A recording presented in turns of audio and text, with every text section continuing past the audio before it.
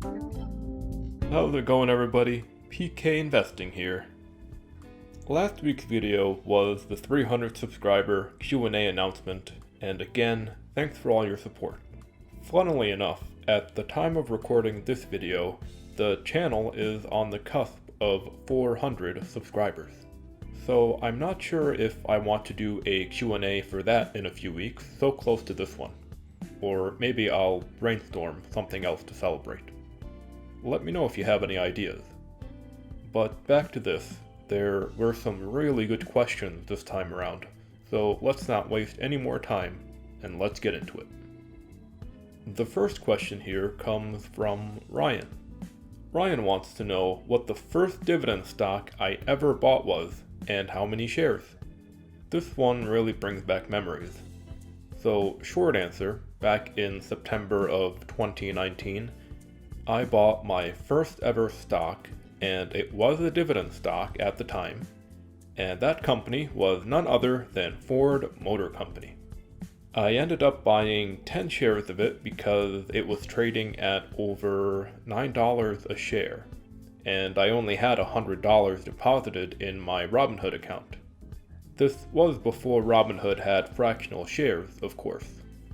I remember feeling so excited when the order went through because that moment, that first investment, would end up changing my life trajectory so much. It was my gateway drug, so to speak, into the world of dividend growth investing. There's a lot more to that story, obviously, and we don't have enough time in today's video, but let me know if you guys want me to make a separate video about how I started investing. I think it would be a fun topic. Next question comes from Citizen of the Year, and he wants to know if I'm going to be doing the 100 shares of Newsy, QYLD, and Jeppy with him. I'm not 100% sure what that means, but I assume that it's accumulating 100 shares of each of those three stocks. On this channel, I've gone over QYLD extensively in a series of videos that explore the income ETF and answer some common questions. I'll link to the playlist below. But Jeppy and Newsy are some other popular income ETFs, and while I don't own any currently, I'll probably buy in sometime in the future once my QYLD position gets large enough. On the bright side, I've already finished the 100 for QYLD a few times over. Moving on, we've got Trading with CJ, and he'd like to know what some of my hobbies are outside of investing. Well, for starters, I'm a big fan of Magic the Gathering, which is a trading card game. I haven't had time to play with anyone in over 2 years, but I still like keeping up with new sets and current events surrounding the game. I'm also a casual video gamer.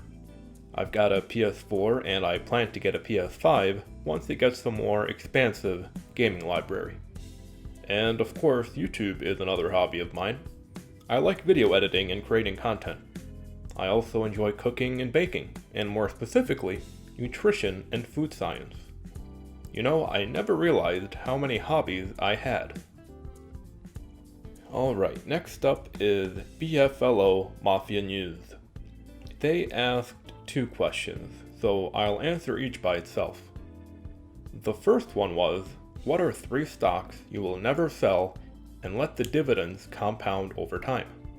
That's a good question, and the answers should come as no surprise. Johnson & Johnson is obviously number 1.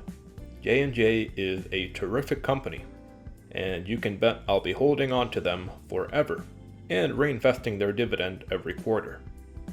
The other 2, however, require a bit of thought. My dividend growth portfolio only has 15 stocks in it, but there are definitely some I like more than others. I guess if I really had to choose, it would be Procter & Gamble along with Microsoft. Both of these companies are so deeply ingrained in our society, and their products are essential. Johnson & Johnson and Procter & Gamble are dividend kings, and Microsoft has been steadily growing its dividend over time. Of course, I chose these three with the assumption that nothing fundamentally changes with them. Remember, don't fall in love with your stocks. They're just numbers on a page. The second question was, what are your thoughts on Starbucks, and do you own any? From the perspective of an investor, I like Starbucks as a company, and I actually used to own Starbucks a long time ago. At one point, my dividend growth portfolio had over 80 stocks in it, but when I consolidated down to 15, Starbucks didn't make the cut. They've been pretty good with their dividends lately, and I can see the company becoming as large and as compelling to buy as McDonald's. So who knows, maybe one day I'll buy back in.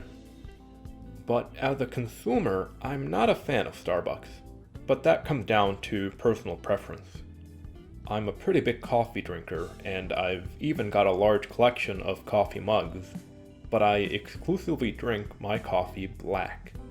So I've got no interest in all the fancy drinks that Starbucks has to offer. I also think their foods and drinks are overpriced, so I tend to do the fiscally responsible thing and make my own coffee at home.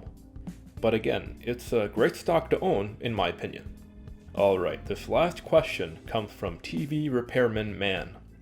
Around how many stocks should I hold for monthly dividends to be as safe as possible?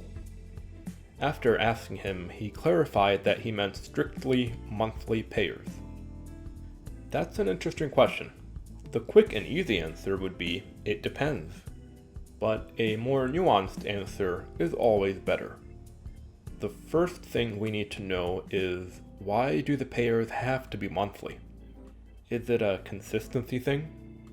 Does it feel more stable or secure if the dividends get paid monthly?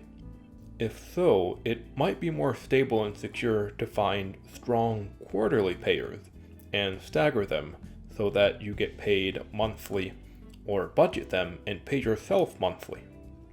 Actual monthly payers are usually REITs or some other type of lending company, both of which have the potential to be unstable and inconsistent in their dividend amounts. But since we exclusively want monthly dividend payers, I would suggest maybe around 5 or so really strong, stable dividend payers. I think if we go higher than 10, we'll be spread too thin. I also think there aren't many good monthly payers out there to begin with, so a lot of our cash would be poorly invested.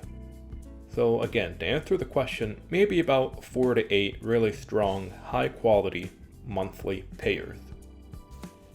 Alright guys, that does it for this Q&A. If you enjoyed the video, please leave a like as a way to show support.